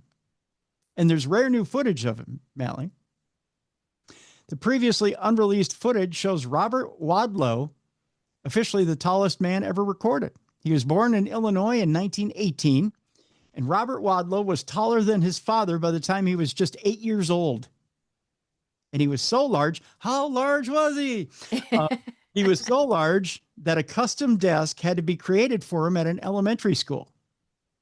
Wow. That's how big he was. By the time he graduated high school, he was 8 feet 4 inches tall. Whoa. Yeah. And his growth didn't stop there. It wasn't long before Wadlow became something of a celebrity, standing at 8 feet 11.1 inches. I can't even say it, it's that tall. He wasn't just the world's tallest living man, he was the tallest man in recorded history. Even today, there has never been anyone taller than Robert Wadlow. During his short life, he traveled all over the world. He met lots of famous people and wowed crowds in his enormous stature. Sadly, his size also brought with it health complications, resulting in his death at the age of just 22 years old. Oh, he was young. Yeah. Now, new, never-before-seen footage of Wadlow has been published for the first time by Guinness World Records. It was provided by Bruce Jensen, whose family lived next to the Wadlows in Illinois. So I tell you what, I'll post this as well in the description of this program so that you can watch the video of Robert Wadlow and see exactly. I'll show you real quick here, Mallie, just how big this guy was. Take a look at how big he is compared to this guy he's shaking hands with. Oh, wow. Yeah, he's pretty big. And how big he is compared to standing next to a baby. Mm-hmm. Isn't that huge? Yeah. Big guy. So, so I'll post this so you can watch the video from Guinness World Records and see exactly how tall Robert Wadlow really was. So there you go. All right. That'll do it for today. I believe we can still see reruns of you on the Science Channel, can't we, Mallie? Yes. Yeah. I am there. Still popping up on the old TV. I know. Still popping up. I know I am too on Paranormal Night Shift. People. Yeah. It's fun. Mm-hmm. Mm-hmm. I like being seen on TV, even though I've lost 50 pounds since I've been on TV. It's kind of fun to everyone every once in a while goes, "There's Fat Timmy." Oh, they don't say Fat Timmy. Yeah, they do. It's kind of fun. They don't. Yeah, they say, "Look at that pudgy Timmy. Eat another Twinkie, Timmy." No, I'm just Get in my belly. Get in my belly. I'm just kidding. Yeah. So you can see us both on the old TV. Mm-hmm. Otherwise, tomorrow on the big program, Mel, an old friend is going to be with us.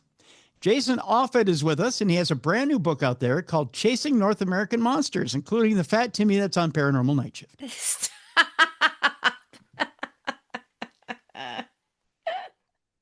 Yeah, I tied that together. Uh-huh. Yeah, it's kind of neat.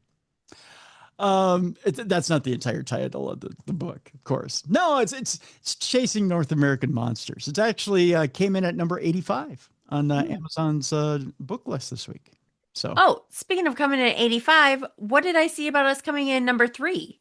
Oh, I mentioned it yesterday. I'll mention it today. So, again, a hearty congratulations to you guys, to you, to Jessica, to Travis, and to you. Well, I don't do anything but pass the ball. That's all I do. That and I sweep the floors around here. That's all I do. So there's a chart out there. And I was telling Jess about this yesterday, of the 100 best paranormal podcasts. And 62,000 people have visited this 100 best paranormal podcasts that are out there from FeedSpot. And Darkness Radio is number 3. Yay! The only ones better than us, supposedly, are Real Ghost Stories Online and Last Podcast on the Left. Okay. Everybody else is eating our dust. Well, thank you, everyone who listens to us. Yeah. So, I was impressed. Welcome to Night Vale is number 6. That's a pretty big podcast. Yeah. Yeah. Spooked is number 8. Monsters Among Us, number 11. There's some pretty big podcasts here. Mysterious Universe is number 13. Our buddy Jim Harold was, This Paranormal Life is number 18. Real Life Ghost Stories, 21. I'm just going through the list. Jim Harold Campfire is number 24. I thank you to FeedSpot Thank you Yes. to everyone who listens. We're humbled. We're grateful. Mm-hmm.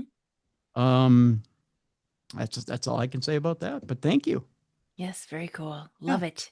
So we're again, we try to put out the very best product we can for all of you, and each week we're excited and happy to be here, and we'll continue to put out the best product possible. So, and tomorrow is no exception. Jason Offit will be with us. We'll talk about chasing North American monsters. So, and again, if you have a guest you want to hear, send it to me, tim@darknessradio.com. But yeah, that's the and that's just the latest chart. You know, folks, we don't toot our own horn very often, but if you go to Apple Podcasts, you look in the hobbies category, Darkness Radio is in the, if not the top 10, the top 15 every week. You know, the fact of the matter is, and I won't toot my own horn, but I will tell you, I've got the best damn team in podcasting. And that's the honest to God truth. That's so sweet. And I wouldn't trade them for anything. So the fact of the matter is there's a reason why they chart week in and week out. So you when I say it's the best in paranormal podcasting, it is. And that's no lie. I'm not lying when I say that. I can say it with confidence. So check us in the mail. Thank you. Chipmunks are eating me out of house and home, so I appreciate that. Yeah, you're welcome. You can buy some more blueberries. Spud, thanks you. But no, I'm serious. So yeah. But it's you know, when you see charts like that from FeedSpot, it's just validation that there's good work being done here. So. And again, I thank each and every one of you who are either watching on YouTube or listening to the podcast, wherever you're listening to it, whether it be on Apple, Spotify, if you're listening to it on the app, if you're listening to it, wherever you're listening to it, maybe even on YouTube. You know, YouTube podcast is a big thing now. So wherever you're listening to the podcast or watching the podcast, if you're watching the podcast as well, thank you so much. We appreciate it. So, but with that, we will leave you today. Again, thank you so much for listening and watching. Tell a friend, tell a neighbor, tell a phone. I don't know. It's a bad joke. But we thank you so much for watching and listening. For Mallie Fox, I'm Tim Dennis. Join us tomorrow with Jason Offit for more of the best in paranormal podcasting. This is Darkness Radio. For more audio and video archives of the show, intriguing content, fun events, and cool swag, check out darknessradioshow.com. The executive producer of Darkness Radio is Troy Palmer. If you enjoyed today's episode, please like and subscribe. Thank you for watching. And be sure to join us tomorrow for Chasing North American Monsters with Jason Offit.